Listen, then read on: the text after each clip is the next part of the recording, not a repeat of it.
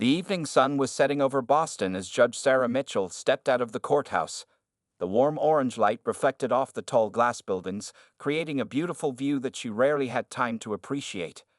After spending the whole week handling difficult cases, including a challenging custody battle and two complex criminal trials, she felt both tired and satisfied. Today marked the successful completion of her busiest week since becoming chief judge of the district court 3 months ago. Sarah checked her watch. It was only 6:30 p.m. Usually, she would head straight home, order takeout, and spend her Friday evening reviewing case files. But today felt different. She had worked extra hard, and something inside her whispered that she deserved a nice dinner at a proper restaurant. Time for a little self-care, she mumbled to herself, a small smile playing on her lips. She had heard many good things about LeBlanc, an upscale French restaurant downtown. Her colleague Judge Thompson had particularly recommended their coq au vin, saying it was to die for. Instead of heading to the parking lot where her car waited, Sarah decided to walk the 6 blocks to the restaurant. The early summer evening was pleasant, and the exercise would help clear her mind. She was glad she had chosen to wear comfortable flat shoes with her black slacks and cream-colored cashmere sweater. While the outfit wasn't particularly fancy, it was neat and appropriate for a nice dinner. As she walked, Sarah thought about how different she looked outside her judge's robes. At 45, she had a gentle face with kind eyes, and her natural hair was styled in neat, shoulder-length braids. Without the formality of her court attire, most people would never guess she was one of the most powerful legal figures in the city. LeBlanc occupied the ground floor of a beautiful historic building. Its large windows glowed with warm light, and through them, Sarah could see white tablecloths and sparkling glasses. A doorman in a neat uniform held the heavy glass door open for her, giving her a polite nod. The hostess, a young woman with perfectly styled blonde hair, stood behind a small podium just inside the entrance. She was busy typing something on her computer and didn't look up immediately when Sarah approached. After a few seconds that felt longer than they should have, she finally raised her eyes. "Oh," the hostess said, quickly scanning Sarah from head to toe. Her professional smile appeared, but it didn't quite reach her eyes. "Do you have a reservation?" "No, I don't," Sarah replied calmly, used to such reactions. "Would you happen to have any tables available for one?" The hostess glanced at her computer screen again, taking more time than seemed necessary for such a simple check. "We might have something," she said slowly. "There's a small table in the corner." Sarah noticed several empty tables in the main dining area, including some nice ones by the window, but she chose not to comment. "The corner would be fine, thank you." As the hostess led her through the restaurant, Sarah felt the shift in the atmosphere. The quiet conversations around her didn't stop, but they grew softer, more whispered. Several diners glanced her way, some with curiosity, others with poorly hidden disapproval. Sarah took in every detail while appearing not to notice anything unusual. The corner table was indeed small and partially hidden behind a large potted plant. The hostess placed a single menu on the table and left without the usual "your server will be right with you" that Sarah had heard her say to other guests while they were walking through the restaurant. From her seat, Sarah had a good view of most of the dining room. The restaurant was about half full, mostly with what appeared to be business people and wealthy couples. The decor was elegant, but not overly pretentious, cream-colored walls adorned with vintage French posters, soft lighting from crystal chandeliers, and fresh flowers on every table. Even her small corner table had a lovely small vase with 3 perfect white roses. Sarah opened her menu and began to read, while discreetly observing the staff's movements around the restaurant. She noticed a waiter efficiently serving a couple that had arrived after her, bringing them water and bread within minutes of their seating. He was tall and slim, with neatly combed brown hair, moving between tables with practiced ease. His manner was professional and attentive with his other tables, but he seemed to be deliberately avoiding looking in her direction. After 15 minutes of sitting without water, bread, or any acknowledgement, Sarah knew this evening was going to be interesting, though perhaps not in the way she had originally planned. She pulled out her phone, opened her notes app, and began documenting the time and her observations. Years of legal experience had taught her the value of contemporaneous notes. After 20 minutes of waiting, the tall waiter Sarah had observed earlier finally approached her table. His name tag read James Werner, and his face wore an expression that seemed carefully crafted to be unwelcoming without being openly hostile. He didn't bring water or bread, unlike what she had seen him do for every other table. "What do you want?" he asked flatly, without introducing himself or providing any of the specials he had enthusiastically shared with other diners. Sarah maintained her composure, speaking in the same measured tone she used in her courtroom. "Good evening. I'd like to start with some water, please, and I'd love to hear about your specials." James shifted his weight impatiently. "Water's coming," he lied, having made no previous attempt to bring it. "Specials are written on the board by the entrance. You passed it on your way in." His tone suggested she must have been too ignorant to notice. Sarah glanced toward the entrance, where there was indeed a small chalkboard, positioned in a spot that had been completely hidden by the hostess's podium when she entered. She made another quick note on her phone. "I see," she said calmly. "In that case, I'd like to order a glass of your Bordeaux wine, please." James's eyebrows rose slightly. "The Chateau Margaux? That's $50 a glass." He emphasized the price, his tone implying she couldn't afford it. "Yes, that's the one," Sarah replied, watching as he reluctantly wrote it down. 2 tables away, a white couple who had arrived 10 minutes after Sarah was already enjoying their appetizers. The woman looked over at Sarah's table with a mix of concern and embarrassment, clearly noticing the disparity in service. James returned several minutes later, practically dropping the wine glass on the table. Some of the dark red liquid sloshed over the edge, staining the white tablecloth. He made no attempt to clean it up. "Ready to order?" he asked, not bothering to take out his notepad. Sarah took a small sip of her wine, noting its quality despite the poor service. "Yes, I'd like the coq au vin, please." "That's $45, James said immediately, as if expecting her to change her mind. "That's fine," Sarah replied, handing him the menu.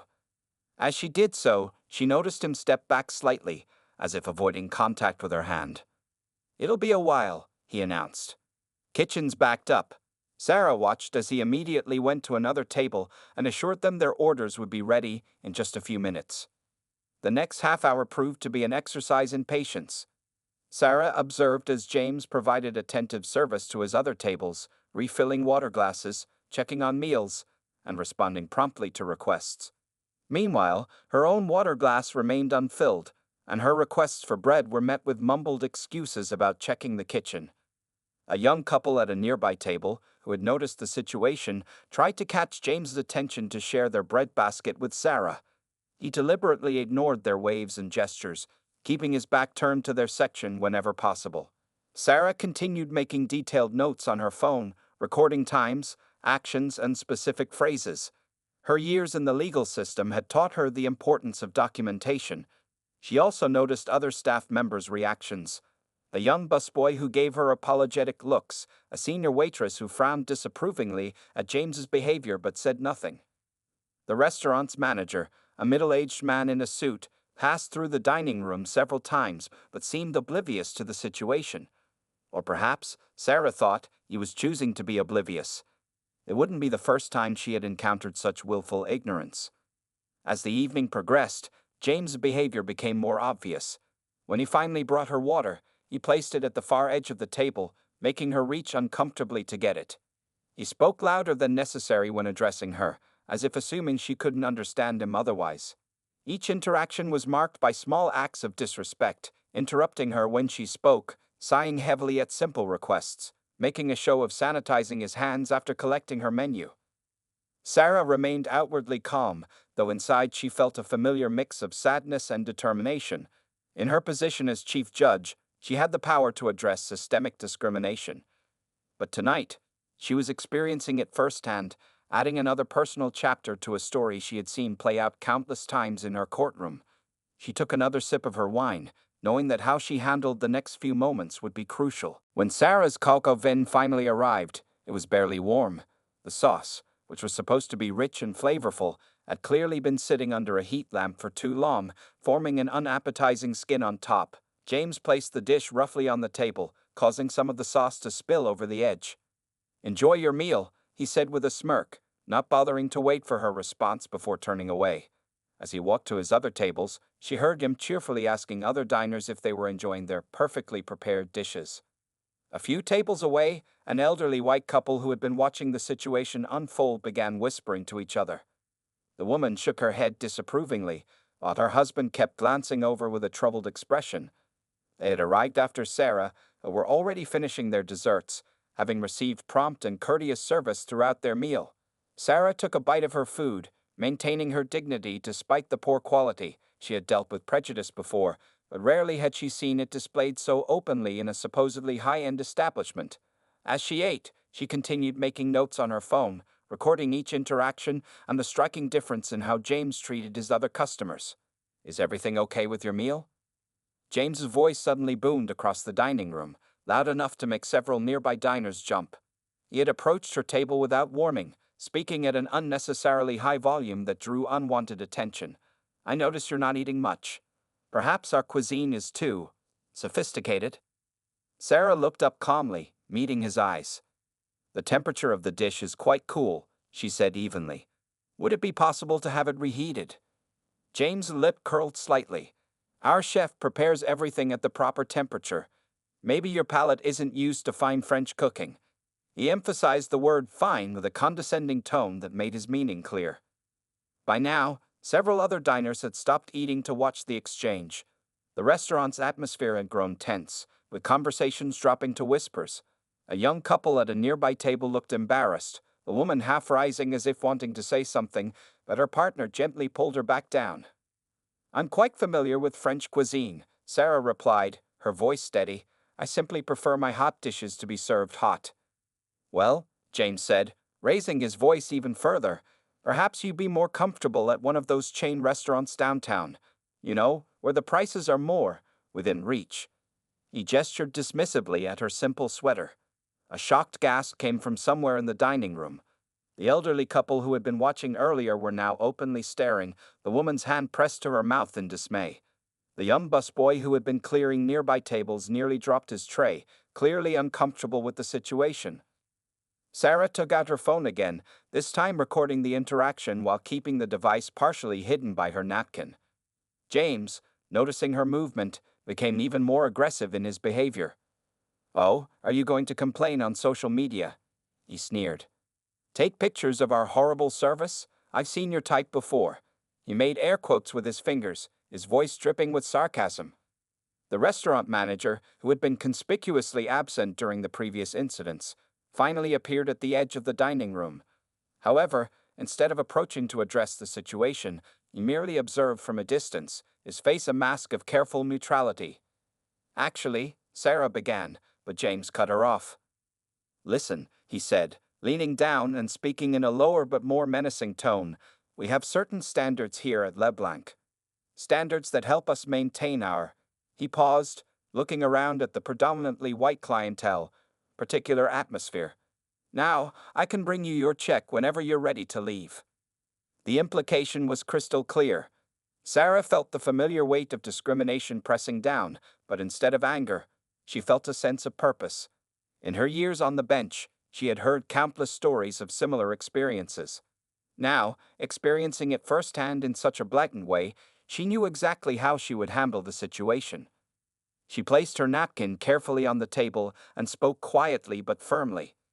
"Yes, please bring me the check, and the owner's contact information as well." James returned with the check, slapping it down on the table with such force that Sarah's half-empty wine glass wobbled.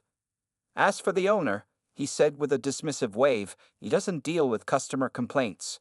We get too many people trying to get free meals with their stories."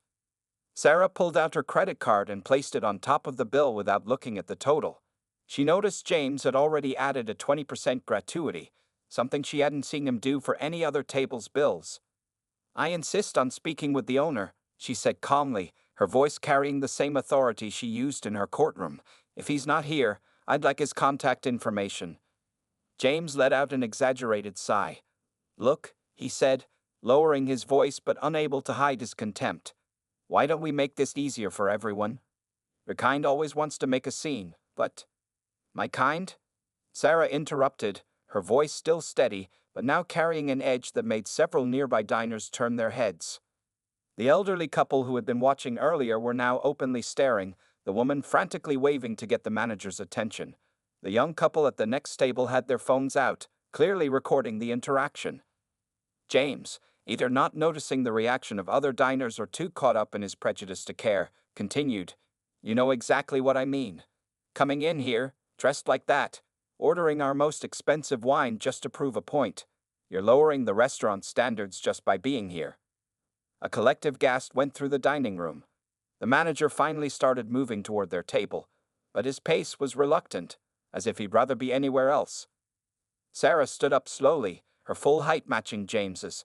She reached into her purse and pulled out a small leather wallet, different from the one she'd used for her credit card. James's eyes widened as she opened it, revealing her judicial credentials. "I am Chief Judge Sarah Mitchell of the District Court," she said, her voice clear and controlled. "And you're right about one thing. I am here to prove a point, though not the one you imagine." The color drained from James's face. The manager, who had been dawdling on his way over, suddenly rushed forward, nearly tripping over a chair in his haste. "Over the past hour and 45 minutes, Sarah continued, taking out her phone, "I have documented 17 separate instances of discriminatory behavior. I have photos, videos, and time-stamped notes. I have witnesses." She gestured to the surrounding tables, where several diners nodded firmly. I didn't," James stammered, his earlier arrogance evaporating. "You didn't know who I was," Sarah finished for him, "and that's exactly the point. No one should be treated this way, regardless of their position or status. Now, about that owner, I believe I'll need to speak with them about the systematic discrimination apparently taking place in their establishment." The manager, who had finally reached their table, was sweating profusely. "Judge Mitchell, I can explain." "You can explain why you watched this behavior and did nothing to stop it?" Sarah asked, turning her steady gaze to him. "Yes, I believe you will need to explain that, along with explaining why you allow a gratuity to be automatically added only to certain customers' bills." Sarah then addressed the entire restaurant, her voice carrying the weight of her position but remaining measured and calm. "What happened here tonight is not just about poor service. It's about the kind of casual discrimination that thousands of people face every day. The kind that some people think they can get away with because they assume their victims have no power to fight back." The dining room had fallen completely silent. Even the kitchen staff had emerged to watch the scene unfold. James stood frozen, his earlier smugness replaced by the dawning realization of just how serious the situation had become. "Now," Sarah said, turning back to the manager, "I believe it's time for that conversation with the owner. And Mr. Werner." She looked directly at James, who flinched at the sound of his name. "I suggest you take this time to think very carefully about your future in the service industry." The owner of LeBlanc, Mr. Pierre Laurent, arrived at the restaurant within 15 minutes of being called. He was a tall man in his 60s, dressed in an expensive suit, with silver hair and a normally confident manner that faltered when he saw Judge Mitchell sitting calmly at her corner table.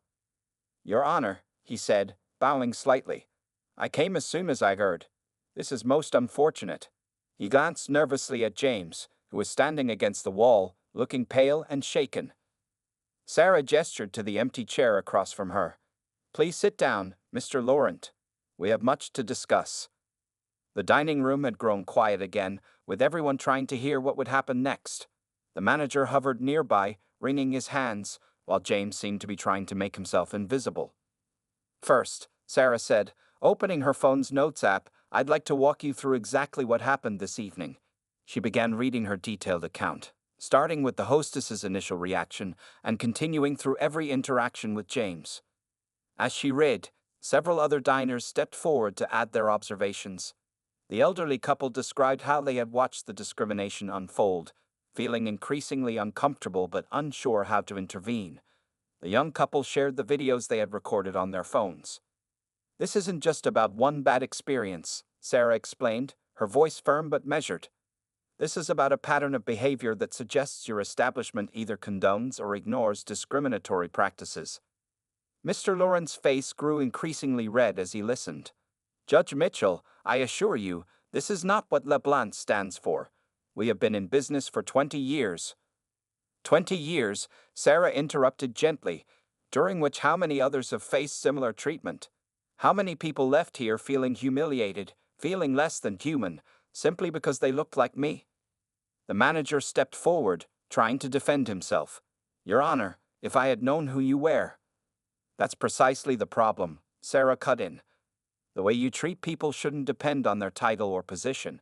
Every person who walks through those doors deserves to be treated with basic human dignity. James, who had been silent until now, suddenly spoke up. I'll resign immediately, he said, his voice shaking. I know I can't fix what I did, but... Actually, Sarah said, turning to face him, resignation might be the easy way out. Running away from this won't teach you anything, nor will it help create meaningful change. She turned back to Mr. Laurent. I see 3 issues here that need to be addressed. First, there's the individual behavior of Mr. Werner. Second, there's the management's failure to intervene when witnessing discrimination. And third, there's the broader restaurant culture that allowed this behavior to seem acceptable. Mr. Laurent nodded rapidly, beads of sweat visible on his forehead. Whatever you think is appropriate, Your Honor. We'll do anything to make this right. Good, Sarah said, her expression softening slightly. Because I have some specific suggestions for how this restaurant can do better. She pulled out a business card and handed it to Mr. Laurent. I know several excellent diversity and inclusion consultants who can help implement proper training programs. I also think it would be valuable for your staff to attend workshops on unconscious bias and cultural sensitivity. The elderly woman who had witnessed everything spoke up from her nearby table. Judge Mitchell, if I may, would it be helpful for us to provide written statements about what we observed? Sarah smiled warmly at her. Yes, that would be very helpful. In fact, she looked around the dining room at all the witnesses. I think everyone's perspective here tonight could contribute to making sure real changes happen. James, still standing against the wall, asked in a small voice, Do I still have a job? Sarah looked at him thoughtfully. That will depend on several factors, Mr. Werner. Your willingness to learn from this experience, your commitment to change, and, she turned to Mr. Laurent, the owner's ability to create an environment where such behavior is clearly understood to be unacceptable. The next morning, Sarah sat in her office reviewing the events from the previous night. Her phone had several missed calls from local news outlets. Apparently, some of the restaurant patrons had shared their videos on social media, and the story was spreading quickly. Rather than immediately returning the calls, she focused on writing a detailed proposal for LeBlanc's reformation. Her secretary had already scheduled a meeting with Mr. Laurent and his management team for later that afternoon. Sarah wanted to make sure her approach would create lasting change, not just temporary damage control. At exactly 2 p.m., Mr. Laurent arrived at her chambers with his restaurant manager and a woman he introduced as his HR consultant. They'd all looked nervous, especially when they noticed the thick folder of witness statements on Sarah's desk. Thank you for coming, Sarah began, her voice professional but not unkind. I drafted a comprehensive plan that I believe will help address the issues we discovered last night. She handed each of them a copy of her proposal. The HR consultant, Ms. Rodriguez, nodded approvingly as she read through the document. These are excellent suggestions, Your Honor, especially the mandatory quarterly training sessions. Sarah opened her own copy of the proposal. Let's go through this point by point. First, every staff member will need to complete a 40-hour cultural sensitivity training program. This isn't just about race. It's about treating every customer with respect, regardless of their appearance, accent, or perceived social status. Mr. Laurent, who had been quietly reading, looked up. The cost of this training will be significantly less than the cost of a discrimination lawsuit, Sarah finished firmly. And more importantly, it's an investment in your restaurant's future. The manager shifted uncomfortably in his seat. And what about James? Should we proceed with termination?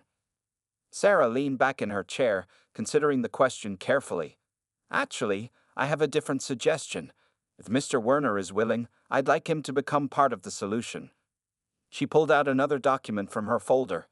I'm proposing that he work with the diversity trainers as a case study. His experience, learning to recognize and overcome his prejudices, could be valuable for other employees. Of course, this would be entirely voluntary on his part. Ms. Rodriguez's eyes lit up. That's brilliant, Your Honor. Having a real example from within the restaurant could make the training much more effective. Additionally, Sarah continued, I want to implement a new feedback system.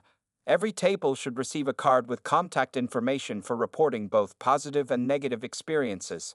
These reports should go directly to management and be reviewed weekly. Mr. Laurent nodded eagerly. We can have those cards printed immediately, and perhaps we could also add signs in the restaurant stating our commitment to equal service. Good suggestion, Sarah agreed. But remember, signs and slogans are meaningless without actual change in behavior and culture. She turned to the manager next. Your role in this is crucial. You need training not just in recognizing discrimination, but in having the courage to stop it immediately when you see it. No more looking the other way. The manager's face reddened, but he nodded. I understand, Your Honor. I failed in my responsibility last night, and I want to do better. Sarah pulled out one final document. I've also drafted a press statement that you may use. It acknowledges what happened, takes responsibility, and outlines the steps you're taking to change. No excuses, no defensive language.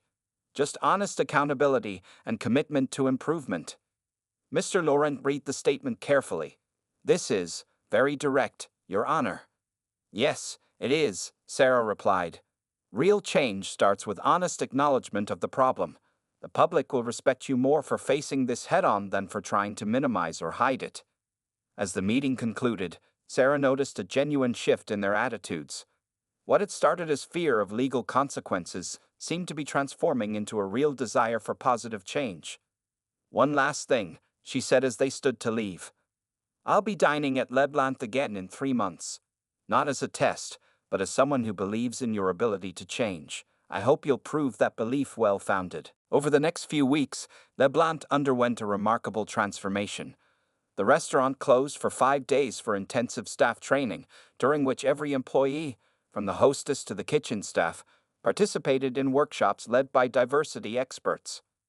James Werner, who had decided to accept Judge Mitchell's suggestion, found himself at the center of this change. On the first day of training, he sat nervously in the restaurant's main dining room, now converted into a classroom, as other staff members filtered in. My name is Dr. Marcus Chen, the lead trainer introduced himself. And we're here to understand something very important: how unconscious bias affects our behavior and how we can change it. He looked directly at James. Would you be willing to share your story with your colleagues? James stood up slowly, his hands shaking slightly. I've worked here for 8 years, he began. And until 2 weeks ago, I thought I was a good waiter. But that night showed me something about myself that I'm not proud of. As James described his interaction with Judge Mitchell, many of his coworkers looked uncomfortable. Some had witnessed similar behavior from him before, but had never spoken up. Others recognized their own subtle biases in his actions. The hardest part, James continued, his voice growing stronger, was realizing that this wasn't just one bad night. This was who I had become, and I never even noticed it happening. Dr. Chen nodded encouragingly. Awareness is the first step toward change. Now, let's talk about how these biases develop, and more importantly, how we can overcome them. Throughout the week, the staff participated in role-playing exercises, watched educational videos, and had deep discussions about their own experiences with prejudice. They learned about microaggressions, the importance of inclusive language, and strategies for addressing discrimination when they witnessed it. The restaurant's physical space changed too. Mr. Laurent hired a consultant to redesign the seating layout, eliminating the less desirable corner tables. New artwork was added to the walls, celebrating diverse cultural influences on French cuisine. The menu was updated to include descriptions in multiple languages. But the most significant change was in James himself. He spent hours with Dr. Chen, exploring the root causes of his prejudices. He learned about his own family's history of immigration, how his grandparents had faced discrimination when they first came to America, and how he had somehow forgotten those struggles. One afternoon, during a break in training, James found himself talking with Maria, one of the kitchen staff he had barely acknowledged before. She told him about her daughter's dreams of becoming a chef and how she worked extra shifts to pay for culinary school. I never knew, James said softly. In 8 years, I never even asked about your family. Maria smiled. We're all learning, James. The important thing is that we're learning together. The training expanded beyond just cultural sensitivity. The staff learned about the Americans with Disabilities Act, food allergies, and how to make all guests feel welcome regardless of their dietary restrictions or physical needs. Mr. Laurent himself underwent a personal transformation. He started attending community meetings, seeking input from diverse local groups about how to make his restaurant more inclusive. He established a scholarship program for aspiring chefs from underrepresented communities. The manager, determined to make up for his previous inaction, became particularly vigilant about maintaining the new standards. He created a clear reporting system for any concerns and made sure every staff member knew that speaking up about discrimination was not just allowed but expected. 3 months into the changes, LeBlanc's atmosphere had shifted noticeably. The staff moved with new awareness and purpose. Regular customers commented on the positive changes, and new faces began appearing in the dining room, drawn by the restaurant's growing reputation for inclusive excellence. James kept the newspaper article about that night framed in his locker. The headline read, "Local Restaurant Turns Discrimination Incident into Opportunity for Change." Every morning, before starting his shift, he looked at it as a reminder of how far he had come, and how far he still needed to go. Exactly 3 months after the incident, Judge Sarah Mitchell returned to LeBlanc. As she approached the restaurant, she noticed the changes immediately. The windows now displayed welcome messages in multiple languages, and a new sign proudly stated, "All are welcome here," in elegant gold lettering. The hostess, a young black woman who hadn't been there during Sarah's last visit, greeted her with genuine warmth. "Good evening. Welcome to LeBlanc. Do you have a reservation?" "Yes," Sarah replied. Under Mitchell. Recognition flickered in the hostess's eyes, but her professional manner didn't change. "Of course, Judge Mitchell. Please follow me." She led Sarah to a prime table by the window, no corner seats this time. As Sarah settled into her chair, she noticed other changes throughout the dining room. The customers were noticeably more diverse, and the staff moved with a new sense of purpose and respect. Soft French music played in the background, mixed with occasional jazz pieces by black composers. Then she saw James Werner approaching her table. He carried himself differently now. Gone was the arrogant stance and dismissive attitude. Instead, he moved with quiet confidence and genuine professionalism. "Good evening, Judge Mitchell," he said, placing a glass of water and the restaurant's new menu on her table. "Thank you for coming back to dine with us." Sarah studied his face carefully. The change she saw there wasn't just in his manner, it was in his eyes. Where there had once been contempt, she now saw understanding and genuine remorse. "I want you to know," James continued softly, "that your decision to make this a learning experience rather than a punishment changed my life. And not just mine." He gestured subtly around the restaurant. "We're all different now." Sarah smiled. "Different how, Mr. Werner?" "Well," he said, straightening proudly, "I'm now the restaurant's diversity and inclusion coordinator, alongside my regular duties. I help train new staff and share my story with other restaurants in the area." He paused. "It's not always easy, admitting what I was before. But if it helps prevent someone else from making the same mistakes, it's worth it." As James took her order, professionally, respectfully, Sarah noticed Mr. Laurent watching from across the room. He came over once James left. "Judge Mitchell," he said warmly, "I cannot thank you enough for what you did for us. Our business has actually improved since we made these changes. But more importantly, we're doing the right thing now." Throughout her meal, Sarah observed the restaurant's operations. She saw James efficiently managing his tables while taking time to train a new waiter. She noticed the manager actively monitoring service quality and interactions. The kitchen staff, visible through a new open window, represented a rainbow of diversity. Near the end of her meal, a young black girl at a nearby table celebrated her birthday. The entire staff sang a beautiful rendition of Happy Birthday in both English and French, and James presented her with a special dessert decorated with chocolate art. When it was time for Sarah's own dessert, James brought over a beautiful creme brulee. "On the house," he said, "as a thank you for teaching us all such an important lesson." Sarah shook her head gently. "No, Mr. Werner. I'll pay for my dessert just like any other customer. That's the point. Equal treatment for everyone." James nodded in understanding. "Of course. You're absolutely right." He placed the bill folder on her table with the same professional courtesy he showed to all his customers. As Sarah prepared to leave, She took one final look around the restaurant. The atmosphere was lively, welcoming, and genuine.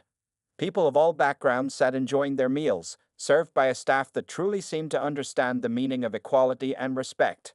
Outside, as she waited for her car, Sarah overheard a passing couple reading the restaurant's reviews on their phone. "Look," one said to the other, "they have a perfect rating for inclusive service." Sarah smiled to herself as she got into her car. Sometimes justice wasn't just about punishments and rulings. Sometimes it was about giving people the chance to learn, grow, and become better versions of themselves. LeBlanc had transformed from a place of discrimination into a model of inclusion, proving that real change was possible when people were willing to learn from their mistakes.